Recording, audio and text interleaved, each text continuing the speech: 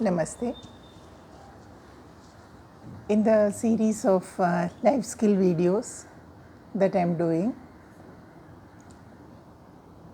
today's topic is how to study well and score well.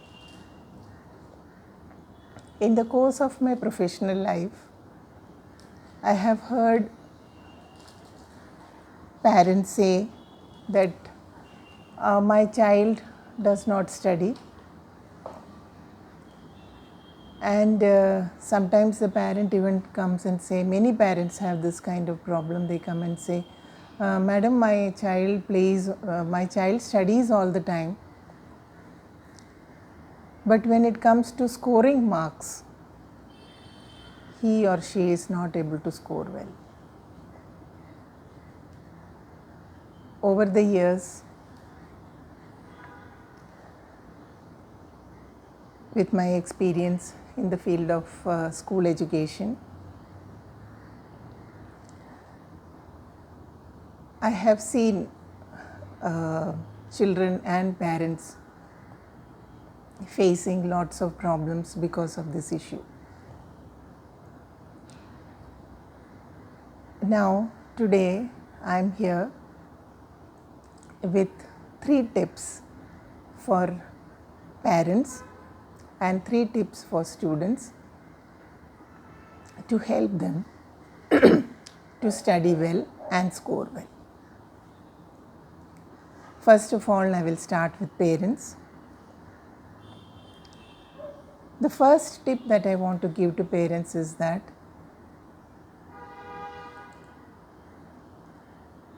make the child aware of the purpose of study.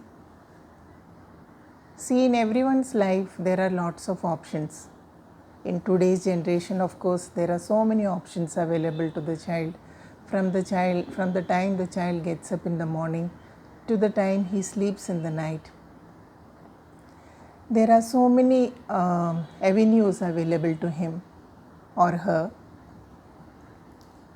For example, cinema, chatting with friends, games, TV, hanging out with friends, and the latest one, the mobile phones. All these gadgets or all these activities, we understand that children enjoy these activities and it gives them pleasure. Now, when it comes to activities of studies, like really sitting, taking a textbook or whatever and sitting to study, homework, assignments, exams, etc., these are not activities that gives them pleasure. So, it is natural for the child, when given a choice, it is natural for the child to choose the activities that gives him or her pleasure. Now, here the role of the parents is very important. We have to make the child realize that why studies are important. We have to tell the child that after studying, he can earn well and he can have a respectable position in the society. The child will have the freedom to do whatever he wants and lead the life the way he wants or he or she wants.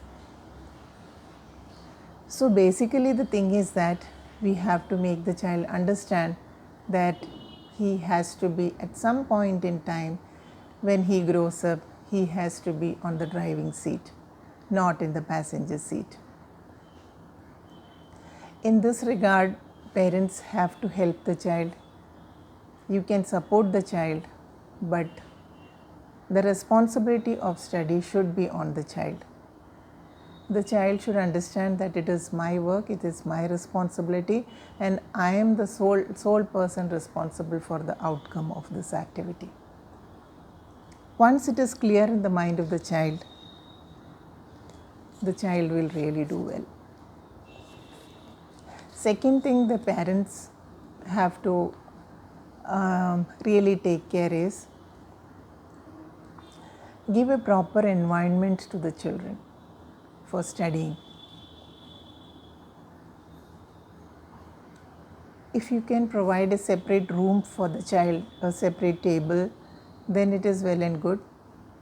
If it is not possible, then at least a quiet corner of study where there are not many distractions.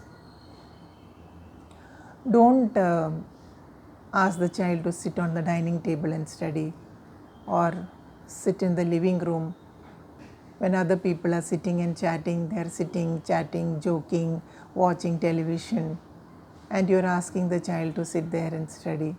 It is not possible for the child to concentrate. The third tip I have to give to the parents is that you should take care of the child's food, give him or her balanced diet,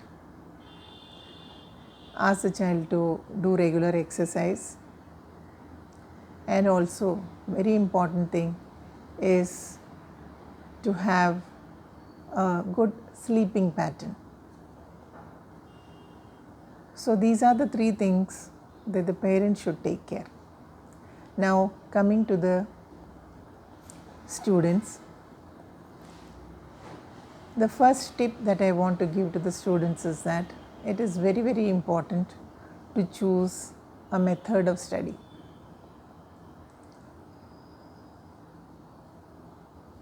Divide your subjects. First of all, take out your textbook. What are the subjects you are going to study for the semester or for the year? And then devise a method of study that is most suitable to you. There are different methods of study that can be followed. Some children, they are good when they study in a group. There are some children who enjoy reading and studying.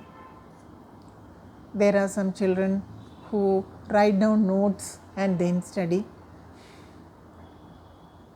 And there are other children who don't follow any kind of fixed method. Their method is that silently they will study whatever method, spontaneously whatever comes, they study like that. The time of the study is also very important. There are children who are early risers and they can concentrate maximum in the morning. They can get up at 4 o'clock, 3 o'clock and then study. There are other students who are not able to do that, but they can sit up late in the night. So it is very important to realize what is your golden hour of study.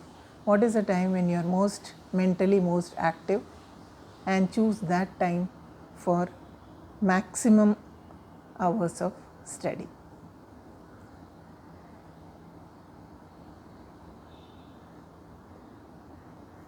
It is also very important to revise what you have studied. You can ask yourself questions, you can have discussion with your teachers, you can have discussion with your friends, so that there are no doubts remaining in your minds about that topic. Once you become very confident in the subject matter, it will be very easy for you to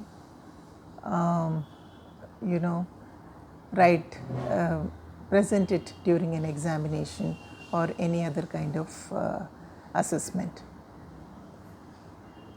Second thing is very important to make a proper timetable. If you are having 5 to 6 subjects as we have now, of course in the new education policy the things are going to change for the better, but as of now we are having the subjects and we have to study all these subjects. So it's very important to have a proper timetable, and in this timetable give enough time for small breaks. Continuously studying, we don't have the mental capacity to study for a very long time. So take breaks, have some kind of snacks, or chat with your parents. If you're having grandparents in the house, chat with them. You can watch television, or you can sit with your mobile and chat with your friends. So those kind of activities, some kind of pleasurable activity you can do during this break time.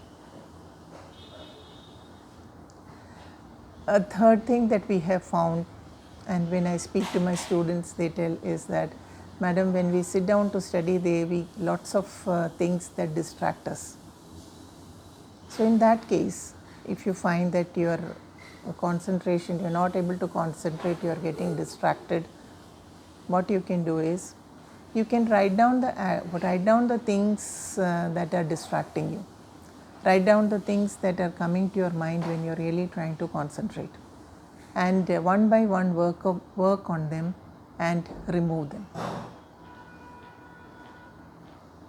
So if you do that, you will be able to concentrate and you will be able to do well in your examination and score well